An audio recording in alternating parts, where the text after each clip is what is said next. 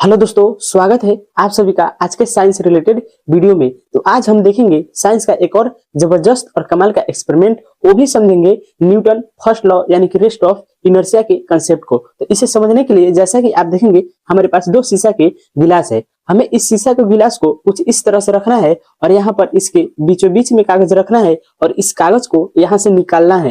लेकिन शर्त है यह कागज भी निकलना चाहिए और यह गिलास भी नहीं गिरना चाहिए। तो आइए पहले इस कागज को निकालकर आपको दिखलाते हैं। आइए एक बार और करते हैं।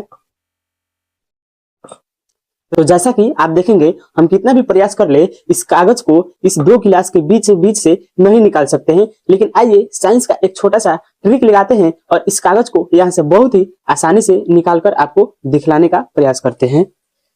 तो जैसा कि आप देखेंगे हमारा सेटअप तैयार है और हमारे पास है एक पेचकस। आइए इस कागज को निकालते हैं। तो जैसा कि आप देखेंगे हमारा कागज बहुत ही आसानी से निकल चुका है, लेकिन जो हमारा गिलास है यह नहीं गिरा है। आइए आपको एक बार और करके दिखलाते हैं।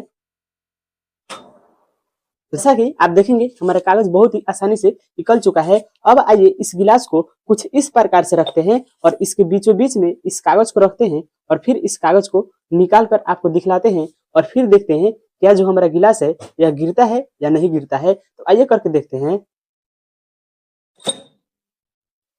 आप देखेंगे यह जो कागज है इस दो गिलासों के बीच से बहुत ही आसानी से निकल चुका है। तो आइए इसके पीछे के कारण यानी कि साइंस को जानने का प्रयास करते हैं। तो इसके पीछे का कारण है रेस्ट ऑफ इनर्शिया यानी कि न्यूटन की गति का प्रथम नियम। जानते हैं अगर हम इस कागज को इस दोनों गिलासों के बीच रखते हैं तो यहाँ पर काम करता है फ्रिक्शन फोर्स, जिस कारण से अगर हम इस कागज को घिसते हैं तो इसके साथ भी यह गिलास भी आता है।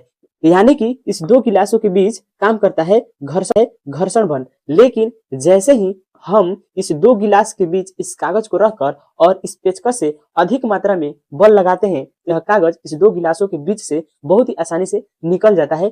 क्योंकि हम जानते हैं अगर हम इस कागज पर अधिक मात्रा में बल लगाते हैं तो यहाँ पर समय की मात्रा बहुत ही कम हो जाती है। जैसे ही अगर हम इस कागज पर अधिक मात्रा में बल लगाएंगे, यह गिलास जब तक की समझ पाएगा हमको इस कागज के साथ जाना है, तब तक यह कागज इस दो गिलासों के बीच से निकल चुका होगा और जो हमारा गिलास है यह गिरता नहीं है, यह बच जाता है। और हम जानते हैं एक फॉर्मूला होता है इम्पल्स यानी कि आवेग बराबर फोर्स इनटू टाइम, यानी कि हम फोर्स को अधिक करते हैं तो टाइम वहां पर बहुत ही कम लगता है। इसी कारण से इस दो गिलासों के बीच से हम इस कागज को बहुत ही आसानी से निकाल सकते हैं और इसके पीछे काम करता है रेस्ट ऑफ इनर्शिया यानी कि न्यूटन की गति का प्रथम नियम।